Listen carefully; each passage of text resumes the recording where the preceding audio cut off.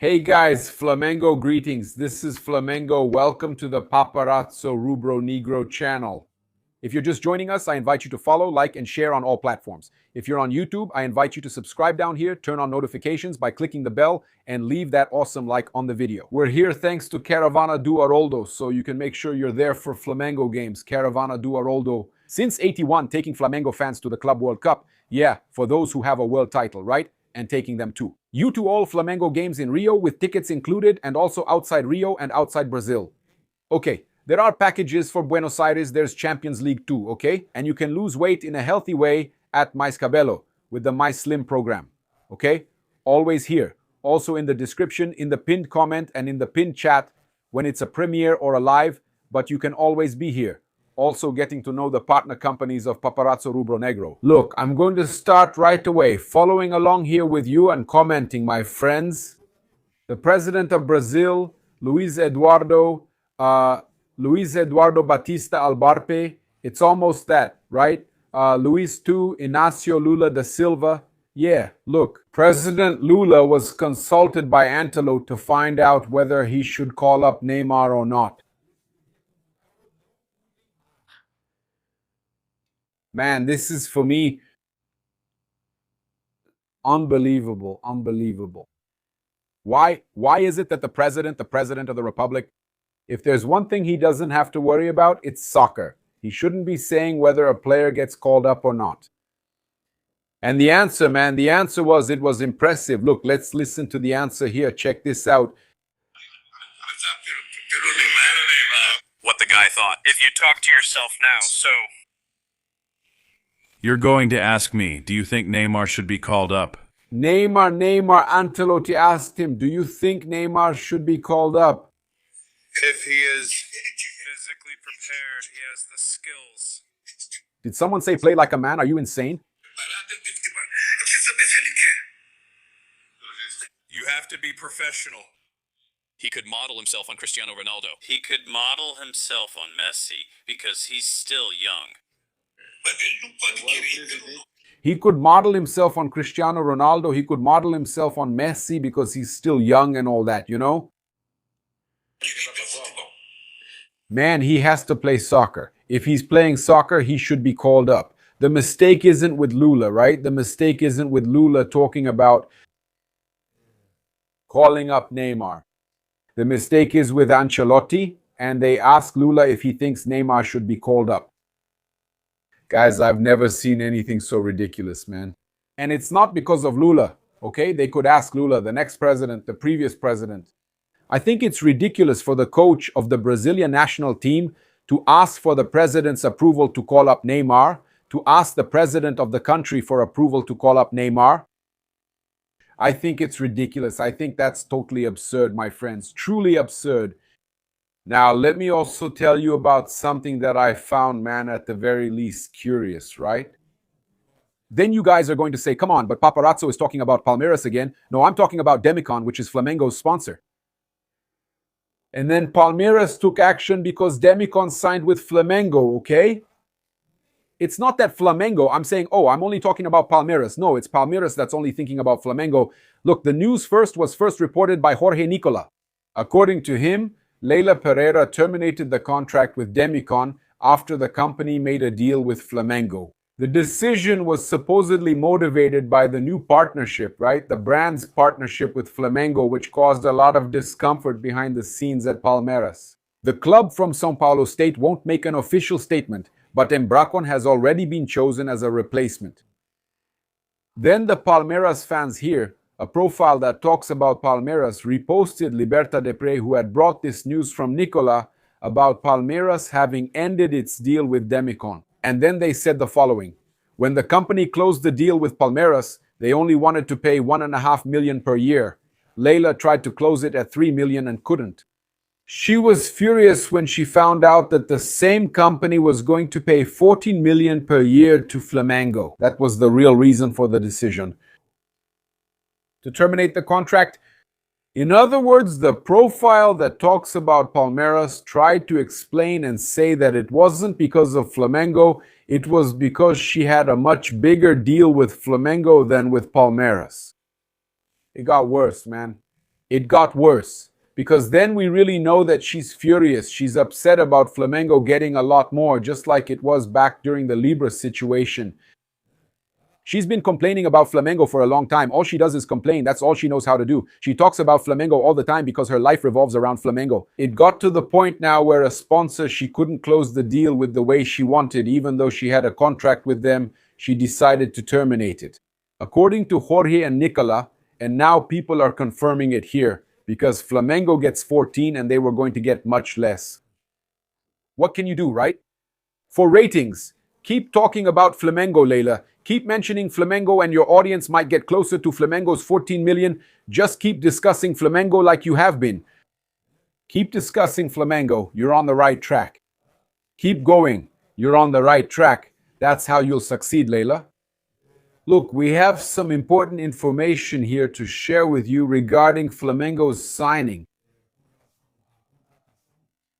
Flamengo's making quite a significant signing in the market, right? Aiming to strengthen their under-20 team, Flamengo is close to signing defensive midfielder Pedro Henrique from Paysandu, according to the GE portal. We were waiting to bring this to you so we could confirm it. Flamengo will pay $3 million for 85% of the rights, according to GE, the initial information from GE of the player, right? 85% of the rights of the 18-year-old player Pedro's contract will be valid for 3 seasons. This will be the biggest sale in the team's history, in Paysandu's history. The biggest sale in history, okay?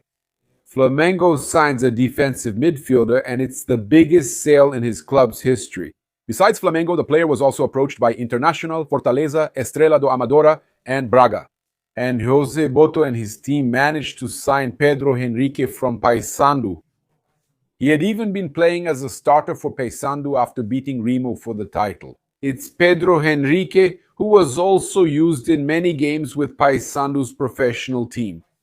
He's coming to finish his development at Flamengo to play in the under-20 team and soon be given a chance, right? Look, he's a good player with very good references. Even Garoni, who works with us at Placar, praised him a lot. Really good references there. Pedro Henrique, right? He's coming from Paysandu to join Flamengo's youth academy, so Flamengo is signing this player. We were talking about Pedro, right? And about his call-up to the Brazilian national team. And Walter Casagrande even put on Flamengo's jersey to talk about Pedro, okay? Yes, he did. On his social media, he talked about our striker's call-up. In my opinion, he's the best Brazilian center forward currently playing, and that's been the case for a long time. Pedro, when he's in shape, has above-average football intelligence, great technique, skill. He drops deep to get involved in play, plays 1-2s, and sets up his teammates in front of the goal. I often disagree with Casagrande, but on this, he's right. As a striker, he knows the position well. On the first goal in the Fla-Flu derby, he showed well above average quality. He took a precise touch and scored a difficult goal, okay?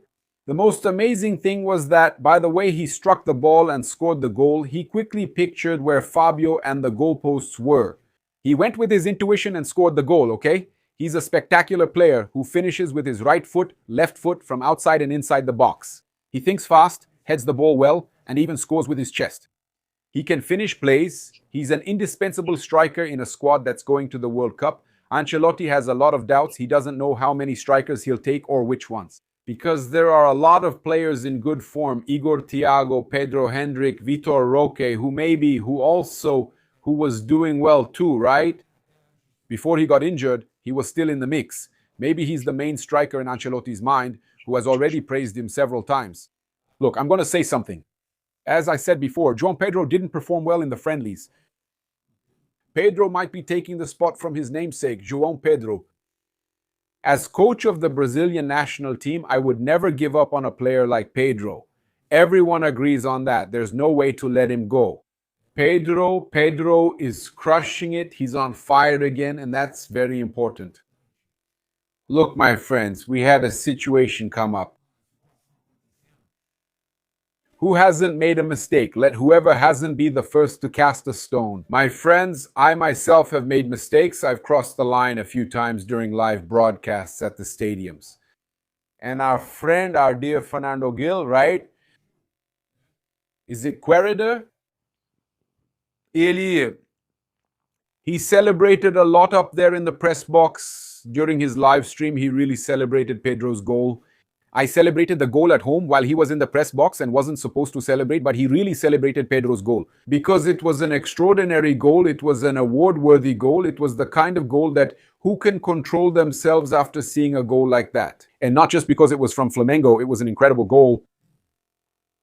What a goal against Fabio, who for me is the goalkeeper who deserved to go to the World Cup. Man, a goal in a derby, a goal from a player who had a serious injury and is coming back. Look, it's emotional in so many ways. Who didn't feel emotional or excited there? I understand that the people who work at Rede Globo and so on at Sport TV have to hold back there.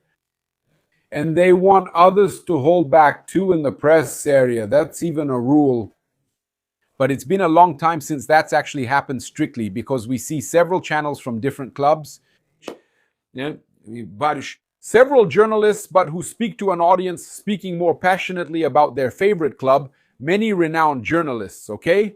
There are renowned journalists, very well-known journalists who are biased, who are partial, who are also fans. We see this a lot.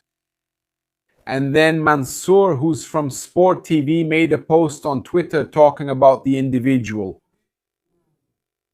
Who was there at Maracanã in the press box cheering, and that it wasn't the place for that and all, that it needed to stop.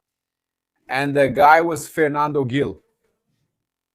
Right? Fernando Gil, and then Fernando Gil gave an answer here. Shall we check out Fernando Gil's answer? Take a look. You know I'm an economist. I am. Let's go, let's go. Homem já velho, né? Estabilizado.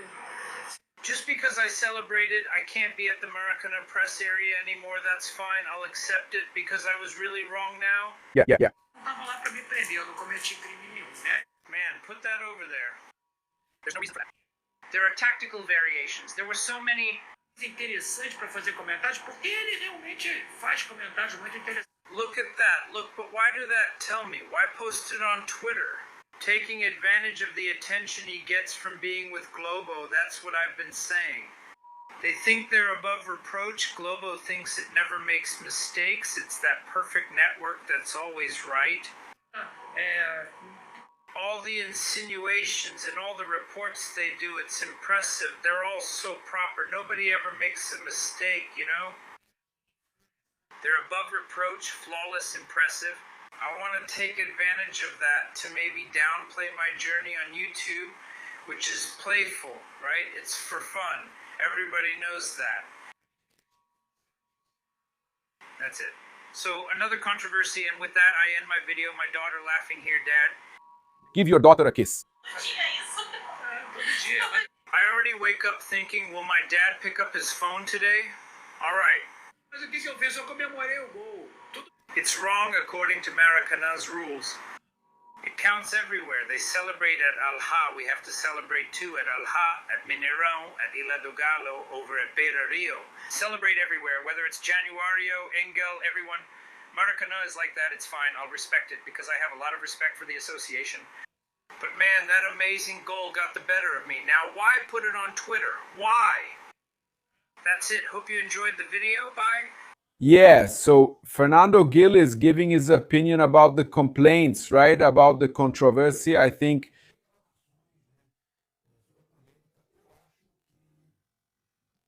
Sergey should at most give him a warning and talk to him, man, to avoid it. But if he thinks it's a game he won't be able to control himself in, do like I do. When that happened to me, I just went to a different section for the games where I thought I wouldn't be able to control myself. I would get my credentials, and also buy a ticket to stay at Maracanã Mais down there. That's what I did, Gil. I would buy a Maracanã Mais ticket and get my press credentials. I was working in the mixed zone after the game, but during the game I was at Maracanã Mais or in the VIP box, so I could make my content celebrating without being in the press box, okay? That's a tip for you, but I also think it shouldn't be treated with, an iron fist. No, it doesn't have to be harsh. No, I think it was nothing serious. I was just celebrating there and all. I understand the dissatisfaction of others, but he didn't do anything outrageous. He didn't do anything absurd, okay? That's it. I think we can't let soccer get boring either, right? It's getting boring, isn't it? And we wrap up our video here bringing the news that Saul and Cebolinha might strengthen Flamengo against Independiente Medellin on Thursday, okay? The defensive midfielder and the forward have recovered from injury, trained fully with the group this Tuesday, increasing their chances of returning to the team. Saul and Cebolinha are not expected to start the match, but they could be included in the squad for the game against Independiente Medellin, okay? So, look at the information our dear Bruno Lemos brought us, right? Who works with Mauro Santana. Tomorrow's training could determine Saul's return for next Thursday's match against Independiente Medellin in the Libertadores at Maracanã. All right? So, we're bringing this information to you. Players are recovering and Leonardo Jardim is getting reinforcements. That's it. I invite you to follow, like, and share on all platforms. If you're on YouTube, I invite you to subscribe below, turn on notifications by clicking the bell, and leave a cool like on the video. Red and black greetings. This is Flamengo. Thanks.